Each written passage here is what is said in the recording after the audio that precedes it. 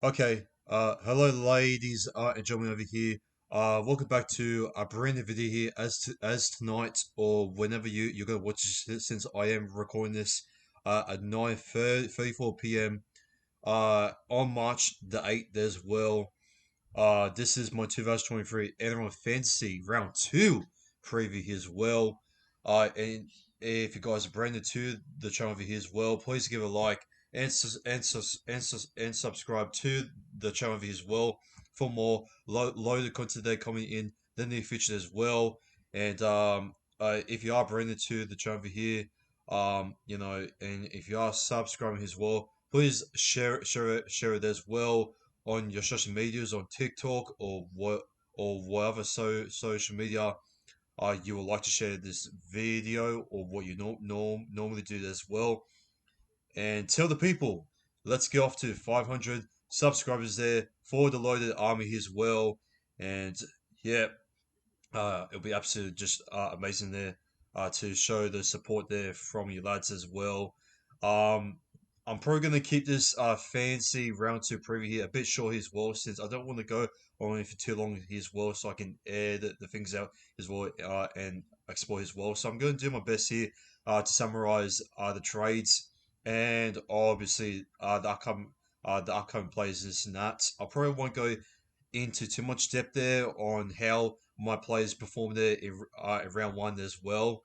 Since this is mostly a preview here, I'm going to do a bit of reviewing there for players. But enough of rambling around. Let's get into my 2023 NRL round two preview here for fantasy. So going off from the trades over here first, I have gone myself two trades. Some of them you might be a little bit shocked. Now I was going to trade Makatoa, but I didn't have that much money there to deal with there or to even upgrade on what areas that I thought should be performing a little much more better. And you know what? I actually decided to trade Luke Garner because I was actually going to trade Makatoa and Luke Garner, but I thought of a better plan than to trade Luke Garner with Tanner Boyd. Now I know that Tanner Boyd he is pretty good going there lately, but although he was good, he didn't score that many points there as well against the West Tigers there, which yeah, I don't know how he's going to score more than what he did there against the West Tigers as well. You know, when you got Kieran Foran there, who is yet to take over the role as well, or to even make a much more bigger playmaker as well to create there. Yet, um, in the half. So I just feel like Foran is probably going to dominate there, which is going to take maybe over from Tanner Boyd from point wise. I mean, performance wise, I do see Tanner Boy, doing well, but for the point wise, there's not much to really say on how he's going to maybe get off to on how like from 30 points or even your 40 points in this now. I mean, I could have honestly could have picked up like a ears or a man with this and that, but I decided to pick up much more better. I have traded him with Adam Reynolds as well, and yeah, I thought put him as a captain there. He's come up for the Queensland Derby as well, and with him, putting up the good plays there for your back rows as well. Especially trying to maybe at least getting the good kick chases as well and the good kick pressure there on the back lines as well for the Cowboys there as well. Yeah, I just feel like the Reynolds there is going to fire up there, in the Queensland Derby there. I do have him for my man of the match, which I feel like he's probably going to score the more he did there against the Penrith Panthers as well, which I feel he's going to score than what Latrell Mitchell did, since I did have him there uh, after captain. So yeah, I reckon he's probably going to score maybe 62 maybe to be honest. So yeah, which is probably going to give him about like 123 points there as well, which isn't that bad. But in case if he does get injured there as well, which he does have a pretty bad history there for other injuries as well. I do have my backup player as well, who has been so far especially good there for the Bulldogs, and that man is reminding there, the tackling machine as what he does best as well.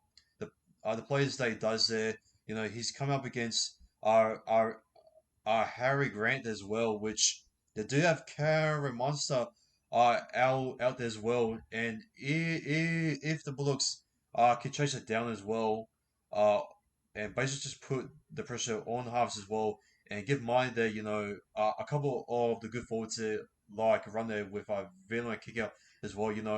Harry Grant, he was pretty much outplayed there from Josh Hodgson there in the first half. And if Josh Hodgson I can now play him there in the first half, and oh boy, Remoney is in there for some good points there yet again, and consistently just continually like going so decent as well. And in case if Reynolds does get out, and the captain there goes to Remoney, my oh my, I think he's gonna get some big points as well. You know what? I think I maybe could change it. I think I'm kind of thinking about changing it by speaking it by now. So yeah, that's my captain and my vice captain there. I could change my captain there to remind there. Who knows? But yeah, I thought the reason why I traded my next trade is Luke Garner there, and I traded him with Jackson Ford. Now, the reason why I did trade Luke Garner there with Jackson Ford is the reason why because I thought, looking at his stats over here, he's got a total of 44 points, obviously, average. There's about 21.3%. So there is quite a lot of people who actually own him, which is shows some good signs of why I'm picking him up.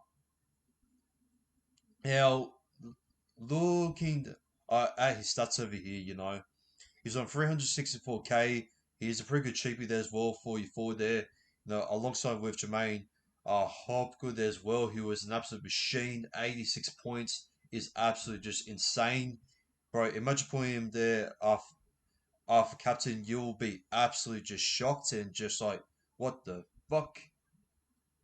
Mate, it'll be like winning the lottery like out of nowhere there with like a cost of like a toss of the coin there for your luck, for your buck, as they do say. Um, yeah, the Cholo change there for 24k as well. He could be good there for money as well. Um, yeah, looking at his match stats over here, I know he's come up against the Sydney Roosters there away there as well at Allianz Stadium there, but he played a full 80 minutes there, which he hasn't been getting those minutes there at the Dragons there since he has been having an absolute awesome off-field season there with the Warriors as well. He's got himself one line break there, 25 tackles there, three tackle breaks. He has missed six though, but he has have two OFH. Hang on a sec. Hand offloads as well. He has got himself two offloads there as well. He's got himself one error. 150 meters gained. Holy crap! That is amazing, and I feel like he's probably going to do something similar today. He's going to throw himself there a bit of those offloads as well, which yeah, I feel like he could possibly maybe put in like maybe two offloads there, similar to how he did there against the Knights as well. So yeah, you know, um I feel like his defense work is probably going to be pretty good. Again, as we're seeing give himself 25 tackles as well, which is absolutely a big improvement the way was there at the Dragons as well. So yeah, this man is pretty underrated there, in my opinion as well. And if you do have him, then yeah, maybe if you do have him on the bench, then I would maybe recommend um from yourself maybe to put him up there, maybe from some good catch as well, as you know he will give you 24K as well. So yeah, he's on 364K. He's a good cheaper you could say it as well. So yeah, that's why I picked Jackson Ford as well. Um, I want to see out of Reynolds, stats here. I think actually, you know what? I don't even need to show the stats, man. I'm pretty sure I'm pretty sure you all know why on why Reynolds is a good pick up there as well in halves. So I don't really need to explain it, but I will go a bit on the review there, who were just the standout players as well from round one there, until we're gonna go into a most watchable play there for round two. So yeah, Jermaine Hopgood there gave himself 80 fucking 2 points as well. Excuse for my language, but my god, he was absolutely just sexy there against the Melbourne Storm there. Uh, from last week. He has got himself there over 170 running meters as well. A few offloads there, a few tack breaks there, and a lot of tackles that he was putting in the work there in the middle there was absolutely just ferocious there from a young kid like him. And this is what happens when you get some good youngsters where they're at a club where they're unfairly not getting the minutes that they do deserve, as what I mentioned there from Jackson Ford. And when you pick up a player that is going to prove there because they're going to get the more minutes there and going to fully unlock their full potential there as well. Um, you know, where the likes of Makatoa there, um, I know that we're going through the best stand-up players, but my God, Makatoa, man. Um, if Bray Arthur can use Makatoa a little bit more, maybe he can start convincing me. But at the moment, man, oh my God, Bray Arthur is not using properly at all, and yeah, man, it's just I don't know what's been going on with Barafa and his bench selection there. It's a bit depleting there compared to last year. I know that he did have some issues there, getting the right rotation there of coming off from the bench there from last year. But I thought for this year, man, it has been a bit depleting as well with Gerard Momosia there as the utility. Yeah, I don't know why he's doing that. So yeah. But back to the most standout plays. Well, I thought Patrick Carrigan. I think Patrick Carrigan is going to have another strong game as well. With himself there getting those great running meters as well, and looking at his match stats as well, just to memorize on how good he was against the Penrith Panthers as well. You know, he's got himself about like 180 there as well. 50 tackles, should I say, is absolutely just insane against the Premiers away. And boy, if he can show up, the fire and the passion there, with that towards the Cowboys here, he could potentially maybe be my third highest scoring player there. I think it was there in round one there as well. I think it was the third highest. I think it was. Um, yes, it was. So Hopper was first, mine was second, and Kerrigan was third. So I reckon he could be third, or he could be maybe seconds. So who knows, man? But yeah, man, Patch Kerrigan is an absolute beast, man. And for the Broncos' sake, I hope he doesn't get injured as well, because my God, talk about uh, a hardworking horse, a hardworking bronc, should I say, is absolutely just aggressive, aggressive there as well. You know, with the rotation there with Martin Tapau as well, it's just yeah, man. Yeah, I get along with the Broncos, man. I mean, if you have Patrick Carrigan and also Payne Haas in your middle, mate, you are in for an absolute treat there.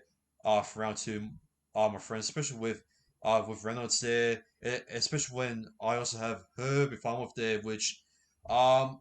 I'm not gonna lie. I'm not sure on how he's gonna go there with. I'm not sure. Wait, who is gonna face up against? So I believe he's going to face up against Valentine Holmes as well, which is going to be a big challenge there for himself as well. So yeah, yeah, I reckon the Farmworth is probably gonna maybe score maybe like 48 points there. I'm not sure if he's going to score over 50 again, which that would be crazy. Which I won't be surprised if it does. But coming up against a much more experienced like a player there. Listen, I know that Farnworth did play for the England World Cup side as well, but he didn't necessarily play that good there for England there in my opinion as well. So yeah. I reckon Matthew Burton is going to stand up as well for the try assist there for the kicking meters as well. The bomb kicks there as well. You know, and I recommend the passes he's going to make in there in this now. I reckon he's going to get pretty dominant there as well. Matthew Burton there because like in my opinion, man, like Matthew Burden is in much more similar uh position as what Nicholas Hines there was back in round one there against the Canberra Raiders as well when they had a nice shake in the start as well where round one they had time they needed time there to gel in and round one was not the answer. Everyone and also expected me they also expected the Sharks to play very, very good, but then they were a little bit disappointed, man. And it's kind of like the same situation and vibe with the Bulldogs there losing against Manly there back in round one there from last week. Even though I did tip the Seagulls, I thought the Bulldogs were going to give up, a quite of the performance as what they uh, expected there by being hyped up about so much there during the off season as well. So yeah, man, I don't think they're going to get these recruitments there for nothing. And I reckon the Bulldogs are going to come out there, around two there, similar on how the Sharks were from last year. And then Nicholas Hines just absolutely just dominated there throughout uh, fantasy there from last year. And I reckon that Matthew Burden he could possibly dominate his world. Now, I don't know if he's going to necessarily, get over like maybe over Reynolds as well. I think he'll start to have this great, sign where he can dominate there straight after round two as well. And yeah, we'll have to wait and see on how he's going to go there with the pressure kick there, the try assist there as well, which I feel like he's gonna get two try assists there for Josh Carter as well, possibly there or maybe for another one as well. But yeah, I reckon he's going to go pretty well there, in round two as well. Matthew Burton. Um, I'm pretty sure Josh Okada as well as what I mentioned it before. He's going to get himself maybe two tries as well. I'm sure he's probably going to get himself maybe over. Maybe he's going to get himself about like 36 points, depending on depending on how many running meters he does make. Because I'm not sure how much he made since I didn't really watch the Seagulls and the Bulldogs game there since I was at work. So we're gonna see that right now,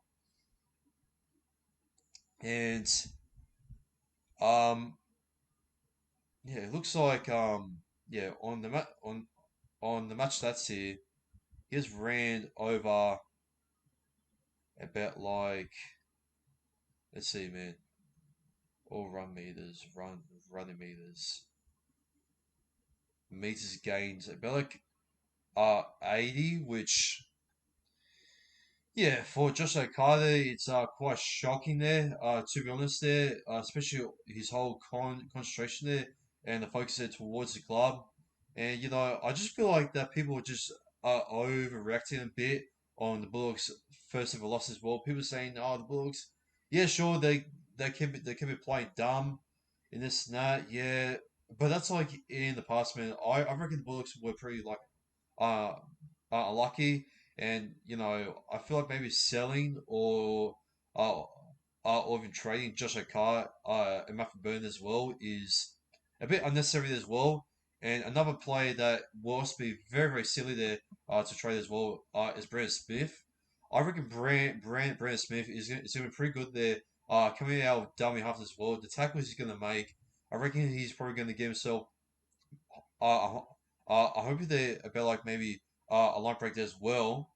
If it can, compete with a very aggressive and physical Warriors forward pack as well, and maybe the line break sister as well. He could possibly get himself there as well. So, who knows, man? So yeah,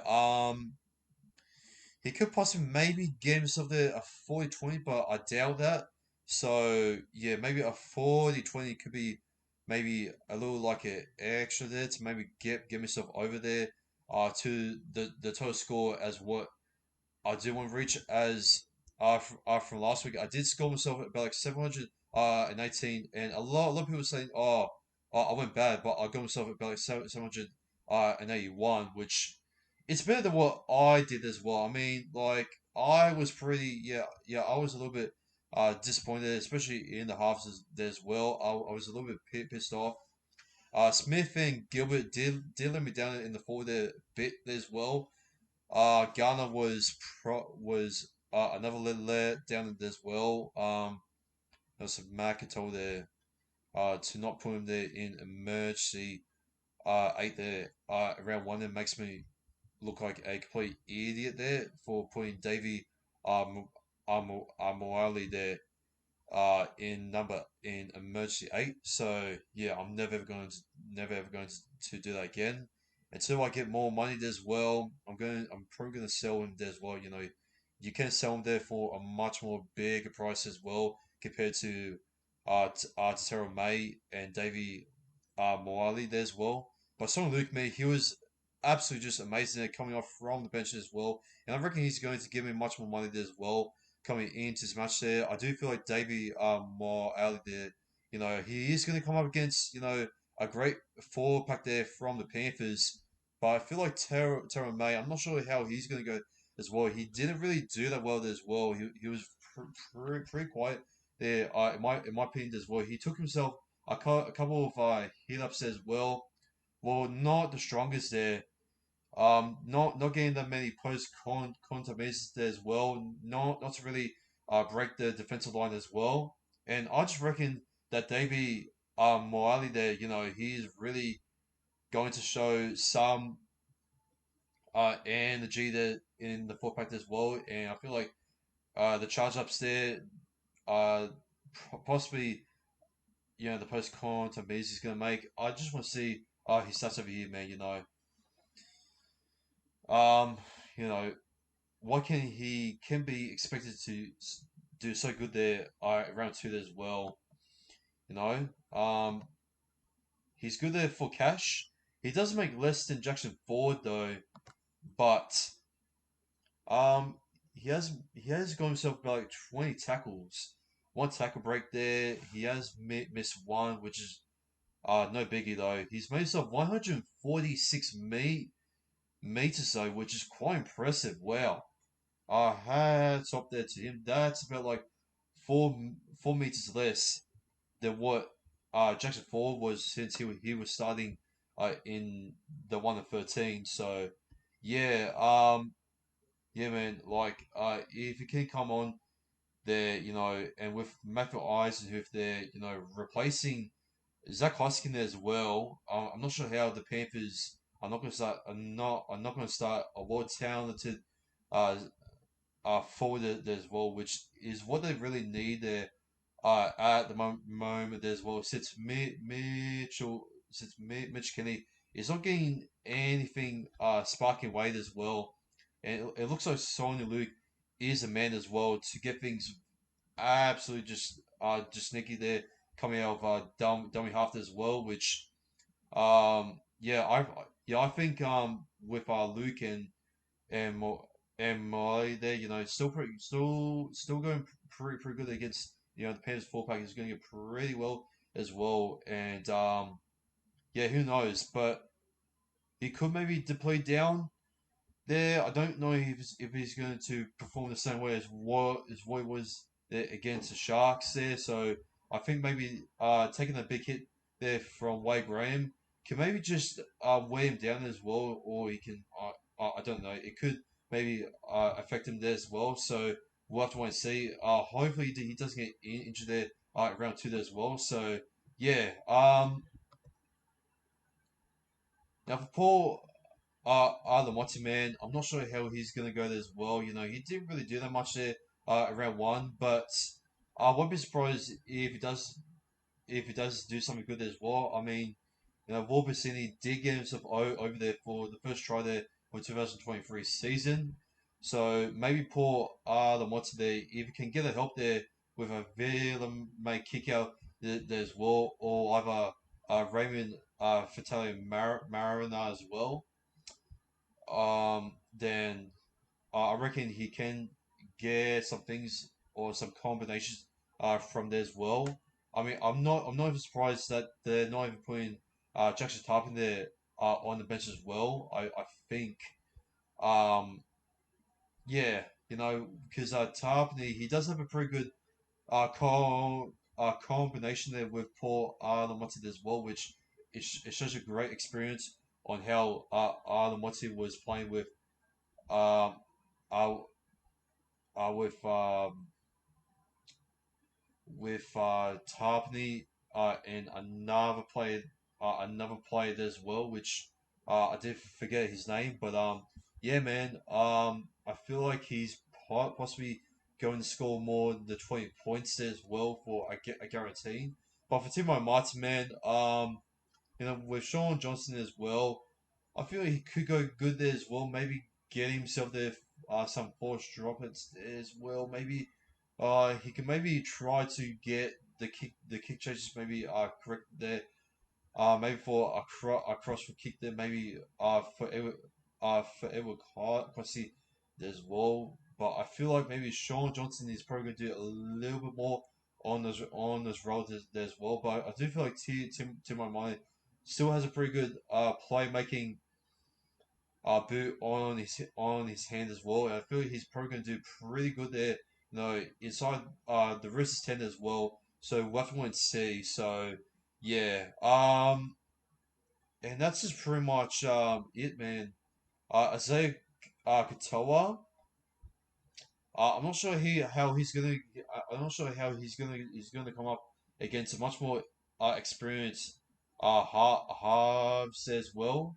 So we'll have to wait and see on that as well, man. Because um his performance here was good, but to be honest, he didn't really get that much board as well, and yeah, he did. We didn't really get to see him do that much there with the ball himself as well, especially playing on debut as well. He didn't really need to do that much as well. So I won't be surprised if he doesn't do that much as well. He could be your backup lock on list as well, and probably just give him some time as well, and maybe um you know if you run out some money there, for your halves as well, and Matthew Burton is either injured as well, and you don't have any money there for your halves, or you just ran out trades over there, you can just like easily just like swap Isaiah Katoa there for Matthew Burton as well, and see on how he goes. But for round two, man, it's gonna be a big challenge as well. I'm not sure how he's gonna score, but I don't see him definitely going over 20 points. I see him maybe scoring about like maybe 18 points there at best, to be honest. So yeah, for Tom Gilbert there, before we wrap things up over here. Tom Gilbert, man, he's come up, a much more also experienced forward pack as well. When you got the likes of Tarpany there, Alia Whitehead, Josh Papali in there. You got um. Wait, no, I think Josh Papali. I think he's out. So it is Murata. Sorry, uh, Atta. I think that's what his name is there for the Raiders there. Um, and you got Danny Levi there as well, which I didn't really get to see his performance there against the Cowboys there. Quite unfortunate there as well. So I'm hoping that I'm going to see it there on Saturday there as well. If I can possibly get home on time there, back from work there on time there as well. So we'll have to wait and see. But yeah, Tom Gilbert there, with the post quantum meters as well, and the tackles that he was getting involved with were absolutely just amazing as well. Yeah, I thought the offloads there as well. I think he didn't make any offloads as well. I want to see the match stats quite quickly before we wrap our things over here. Um, he's made himself about like I'll say one offload as well. Yes, he has. So I'm not sure on how he's going to get the offloads like uh, away from this full pack as well, since he has come up, much more experienced he compared to what he was faced up against Rooster, since the full pack he is getting a bit, with some youngsters, coming in as well, and obviously with Angus Crichton, from what I heard, I believe might be out there for some personal issues as well. I'm not too sure if he is back for this round. I'm not. I don't think he is. No, he's not. It's the Butcher brothers there are still in the starting one, the 13 as well, and yeah, I'm not sure how he's going to go in this game as well. He did get himself about like 42 tackles, um, and I feel like that's going to be pretty like appointed to make some pressure there on the Canberra's takeover there, since they can be inconsistent there sometimes. But from what we have seen there back in round one as well against the Cowboys, my oh my, Canberra were pretty close as well, and they could have done something much more better to really just to win that game as well. But enough's enough, man. It is getting pretty late over here as well.